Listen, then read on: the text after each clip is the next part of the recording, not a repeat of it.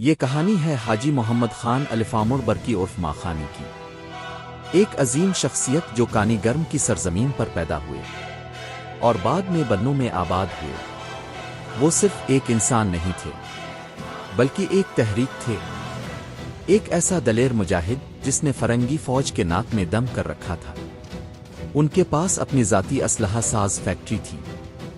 دن کے وقت وہ انگریز فوج کے ہتھیاروں کی مرمت کرتے، لیکن رات کی تاریکی میں انہی ہتھیاروں کی نقل تیار کر کے خاموشی سے مجاہدین تک پہنچاتے۔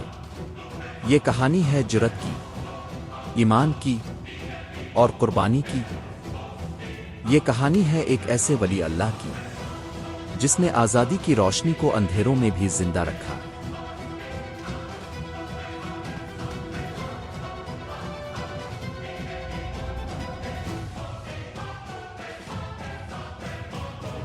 جب محمود غزنوی نے سومنت مندر پر حملے کا ارادہ کیا تو اس نے اپنے تمام جرنیلوں، وزیروں، علماء اور مشیروں کو دربار میں طلب کیا۔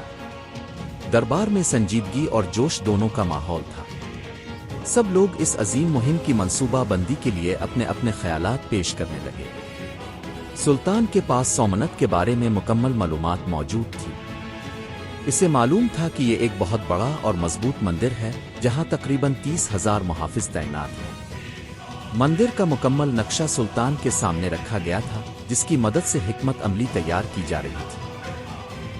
سلطان نے فیصلہ کیا کہ 30,000 تجربہ کار فوجیوں کے ساتھ ساتھ 20,000 دیگر افراد بھی ساتھ ہوں گے، جن میں کاریگر، اسلحہ بنانے والے، گھوڑوں کی دیکھ بھال کرنے والے اور دیگر معاون شامل ہوں گے۔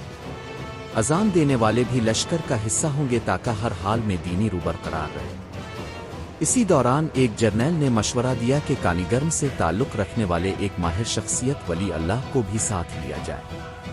یہ جرنیل خود بھی برکی قبیلے سے تعلق رکھتا تھا اور جدید جنگی اسلحہ بنانے میں مہارت رکھتا تھا۔ سلطان کو پہلے ہی اطلاع ملی تھی کہ سومنت میں کچھ غیر معمولی باتیں ہیں، ایک بت جو بغیر کسی سہارے کے ہوا میں معلق ہے اور ایک ایسی آگ جو صدیوں سے جل رہی ہے مگر کبھی بجھتی نہیں۔ سلطان نے ولی اللہ کو اپنے ساتھ شامل کر لیا۔ جب سومنت پر حملہ کیا گیا تو سخت جنگ کے بعد مندر فتح ہو گیا۔ معلق بت جو مقناطیسی اثر سے ہوا میں ٹھہرا ہوا تھا زمین پر گر گیا، لیکن وہ آگ جو ہزاروں سال سے جل رہی تھی بجھنے کا نام نہیں لے رہی تھی۔ بہت کوششیں کی گئیں مگر ناکامی ہوئی۔ آخرکار ولی اللہ کو بلایا گیا۔ انہوں نے وضو کیا، نماز ادا کی اور اللہ سے دعا کی۔ دعا کے بعد وہ آگ جو صدیوں سے روشن تھی بجھ گئی۔ اس واقعے کے بعد برکی قبیلے کے ولی اللہ کو او اورمر یعنی او آگ بجھانے والا او کا لقب دیا گیا اور وہ تاریخ میں اپنی مہارت اور روحانیت کی وجہ سے یاد رکھے گئے۔ جب ولی اللہ سومنت کی مہم کے بعد واپس کانی گرم آئے تو ان کی شخصیت مزید نکھر کر سامنے آئی۔ وہ صرف ایک ماہر اجنگی ہنر رکھنے والے فرد ہی نہیں رہے تھے بلکہ ایک روحانی پیشوا کے طور پر پہچانے جانے لگے۔ انہوں نے کانی گرم میں علم کی شمع روشن کی اور اسے مزید فروغ دیا۔ دن بدن یہاں علم و معرفت کا چرچا بڑھنے لگا۔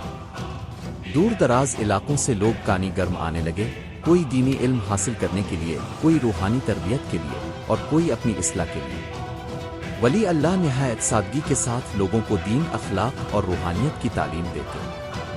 ان کی محفلوں میں بیٹھنے والے نہ صرف علم حاصل کرتے بلکہ اپنے دلوں میں سکون اور روشنی بھی محسوس کرتے۔ رفتہ رفتہ کانی گرم وہ اولیاء کا شہر کہلانے لگا، جہاں سے علم اور روحانیت کی روشنی پورے خطے میں پھیلنے لگی۔